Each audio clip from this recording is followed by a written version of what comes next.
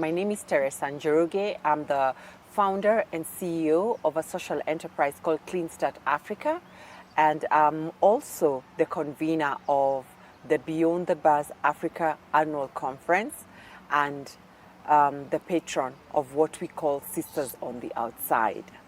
Yeah. Beyond the Bars Africa Conference is what really made me want to have this conversation with you. And I'm happy because from where we sit at, I believe you have a lot of information to share with me. Yes, indeed. And I'd like to take you back to when you are working in the banking industry. Yeah.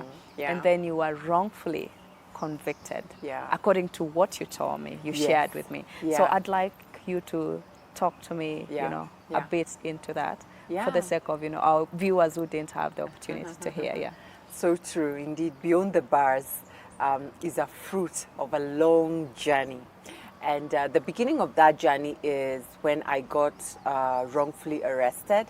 That was in 2009, and I went through a malicious prosecution because the arresting officer knew that I hadn't committed the crimes that he was, subjecting me to be persecuted on. What do you mean he knew that you hadn't committed that crime, but he still went ahead? Upon my arrest, he, I had handled a fraudulent transaction unknowingly at the bank where I worked. What happened? So we paid out a client, as was procedurally at the bank. And after we paid the client, after a while, the client came and said, I am not the one who withdrew the funds from my account. And so investigations started. And yes, I did see some people get disciplinary action who were part of the process? The approval process. But after some while, it just went quiet.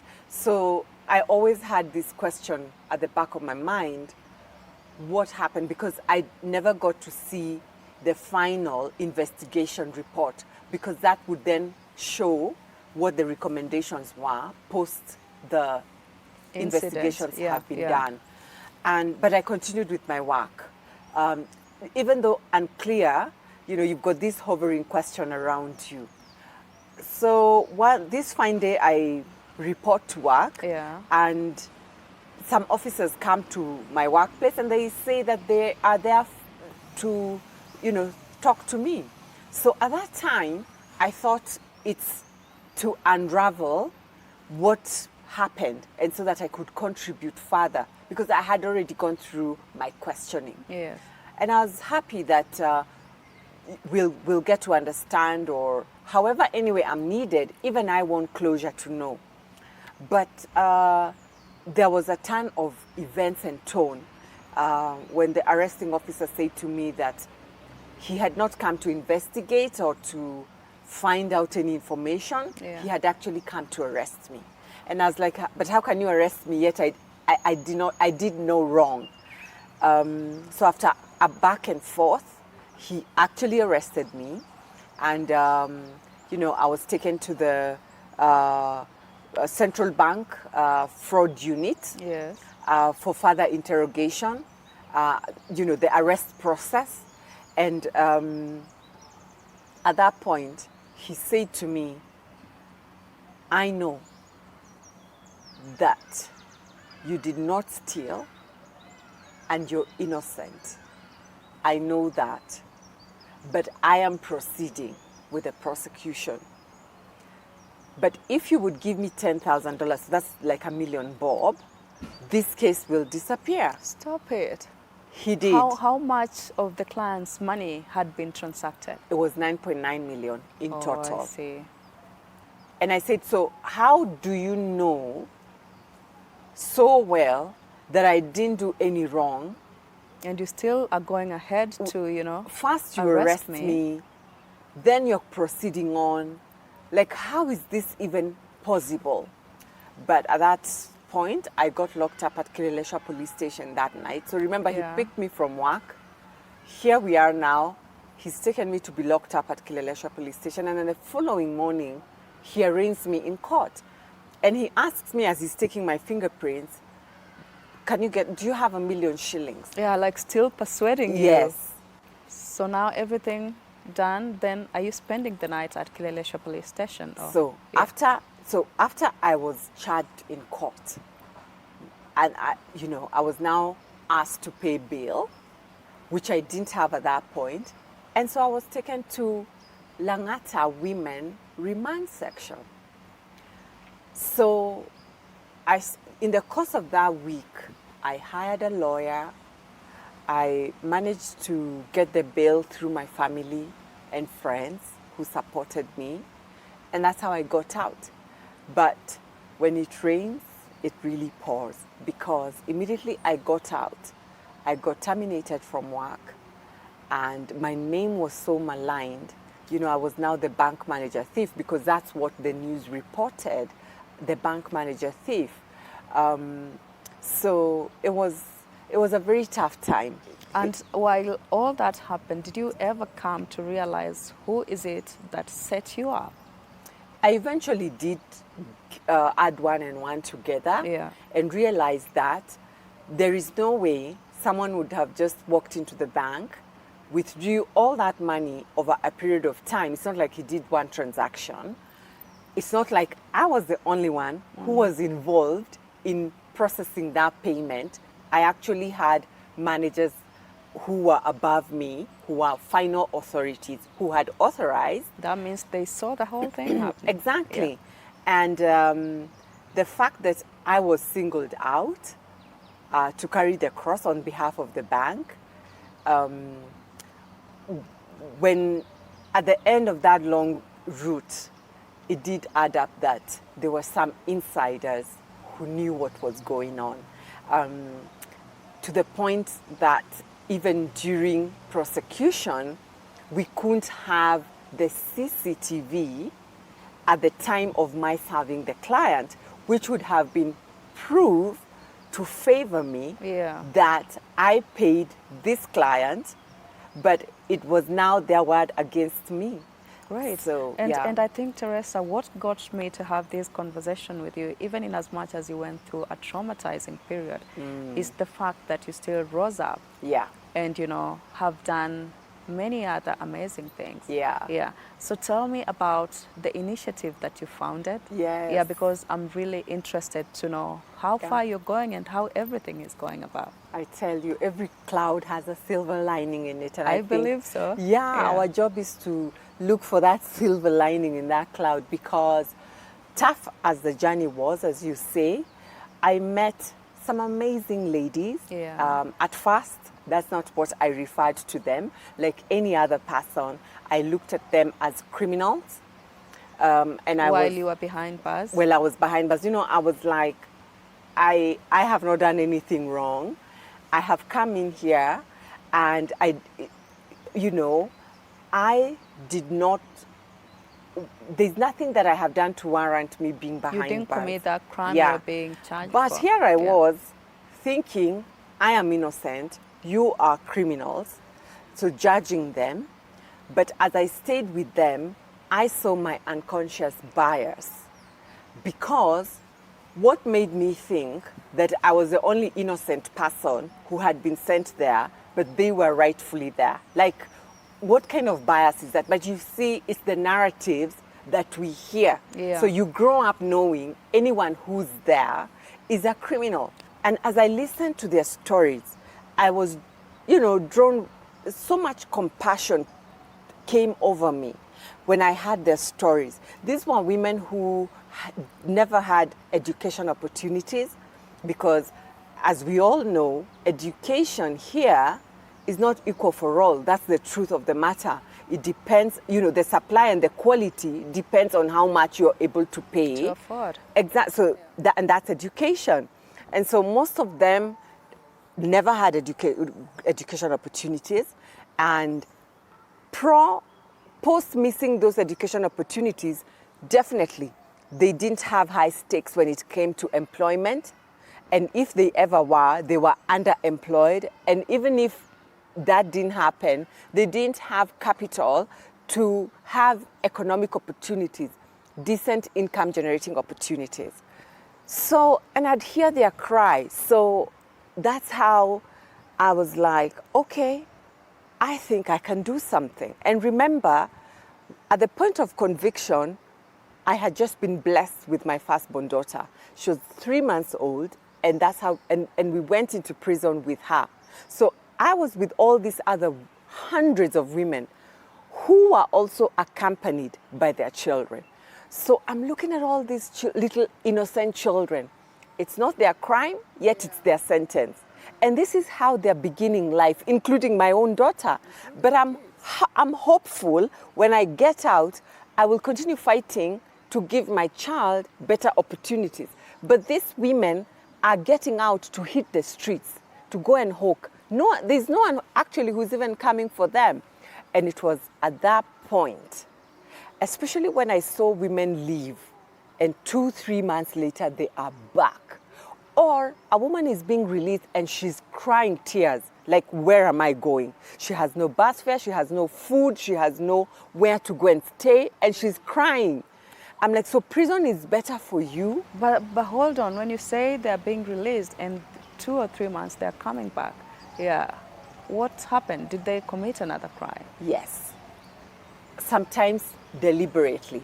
So they know if I go and hawk at a particular area, the city council, Kanjo, will come and they will rough us up and they will put us in their vehicle and we will be taken to city court or whichever court. And then we will end up in prison because I don't have bail. So why is she considering that an option? Because when she's sentenced for, even if it's 2 months or whatever amount of months she's sentenced for, she will not stress about food. She will not stress about rent. She will get a break. Food, accommodation, and just company. That she's not running up and down, cat chase, mouse, whatever game, with the city council as carries. She's getting a break. It's heartbreaking. It's heartbreaking, but I'm glad that you're here to solve the problem. Because I think that's the gap you saw, and then you decided to come up with that with the Clean Start. Yes. Exactly. So when did you establish Clean Start? So as soon as I got out, I tried a bit to find employment. I didn't, because at that time I was trying to get employment to be able to find some money to then run the initiative, because I didn't have money. But then I never found work. Of course, the tag of being an ex-con was following me just like a shadow. No one trusts you. Even though I got cleared, post-serving my sentence, I eventually got cleared of any wrongdoing, compensated by the government, and still I couldn't find work. That tag is very heavy. So when I couldn't find work, and I saw how the women were really, really suffering. So I set up Clean Start. And what Clean Start does, we go into the prisons, we train the women. So we've got a 12-week program. It's called the Ufunuo program. It's 12 weeks. That's the basic level, because it has other levels like advanced, masters. If you want to become a leader, if you want to become a pro bono paralegal, you go through the advanced training. But every woman in prison must take the basic level of Ufunuo. It's 12 weeks. And then upon graduation, you can now join Clean Start's initiatives on the outside. Because we've set up economic hubs like tailoring centers, bakery centers where they can come bake, cook. We have some that are in construction, masons, painters. So if out there you've got a building, these women, we've trained them in construction, carpentry. We've got the green energy space as well, where they make charcoal briquettes and the clean energy cooking stoves. So we've got all these spaces where they can earn an income that we've set up. So you don't need to leave prison and then go into the streets. You leave prison and you come find a place to work, and then you're able to decently fend for your family. So that Clean Start is giving you, a place to do your baking. Yes. And then how are you getting the income? So we sell the stuff. So, we make the cakes. It's just like any other business. Yes. It's 100% business. So you come. What Clean Start does, because their biggest issue is capital, how to start. So we look for funding and we start those business centers. We invest heavily. So we'll get the equipment, set up the place. You won't need to worry about rent. You just need to bring yourself. Having gone through our program, have the right mindset, right attitude, follow the rules and regulations, and you're good to go. It's a business. So profits are divided, pay for the women, replow back into the business, and keep some for Clean Start to keep going for sustainability. So I'm having this, my term is coming to an end on a Tuesday, of this week. What happens once I set my foot out? To be honest with you, I've been serving, a 10 jail term, 10-year jail term, and I don't have a house, nowhere to sleep, honestly, nowhere to sleep, and, my family is no longer there, or, that whole tag of, she's a convict, and, those kind of things, or we don't want to associate ourselves with that. How do you help those kind of people? Because it's not just about job. Exactly. Yeah. That's the reality on the ground. The reality on the ground is that the day the gate opens, you will not have even bus fare, let alone money to get a cab, bus fare, to get into a bus, to take you wherever it is that you want to go. And also remember, the world has changed. So much has happened to the extent that you don't even know where you're going. And in any case, where are you going? You've been behind bars for decades. Yeah. So exactly where is it you're going? So as Clean Start, and that's where the Sisters on the Outside movement comes in. So climb as you lift. So we've supported you as a woman, you've got to pay back to the movement, and that's how the movement keeps going sustainably. The women who already left a while back and they're now working and they're well settled, they are the ones who will come to pick you on the day that you're leaving prison. It's a sisterhood that works. So the day they pick you, in case you don't have anywhere to go on that day, Clean Start has a safe center where you can come and spend some time. We're currently based in Kileleshwa, and the women who completely, they have nowhere to go, they can come to Kileleshwa and spend some time there as we figure out how they're going to rebuild their lives. Yeah. But I must say, the space is not enough, given the numbers of women, because it's not just in Nairobi women are being released. Yeah. So that's an area that we're looking to find more partners and more support to establish safe houses of where these women can go. But currently, the sisterhood has to make it work, because we can't allow one of ours to be released and sleep on the outside. And that's why Sisters on the Outside really matters, because we have to be there for one another, because we know what it is like when you leave. The stigma is so high. I was about to ask about the stigma. Thank God you brought it here. It's so high. Some women have literally scorched themselves dead because of stigma. And what most women do is they actually move places. And, it's very sad, because it's your social ties that help you grounded and anchor you. But you can imagine you've got to move. So let's say if you were staying somewhere in Githurai, you have to move and go all the way, look for a place where no one knows you, for you to start afresh. But yes, no one knows you. Yes, they will not stigmatize you because they know you, but equally, they won't help you because they don't know you. So it's harder to begin. So either way, it's really difficult either way. Just before we wrap up, the event that you just convened. Yes. I would like that you speak about it, because it's brought together lots of women from lots of backgrounds, sharing almost the same, sort of story. Yeah. So tell me about it. Yeah. So this fourth Beyond the Bars Africa Conference has been an exciting one, I must say. It's just been phenomenal. So first and foremost, we brought together 400 formerly imprisoned women from across the country. All parts of this nation were here at Kasarani Stadium. And then, in addition to that, we brought a group of 10 formerly imprisoned ladies from New York City who have been doing this kind of work for decades. And the reason why we invited them to come is so that our community can get to learn from them, to strengthen the partnership, the collaboration, and it's not just the learning, it's not just the mentoring, but it's also to strengthen, and to strengthen and pass the message across that if this can be done in the US, we can also do it here, where we support those who are coming out of prisons and give them second chances. We also brought criminal justice actors.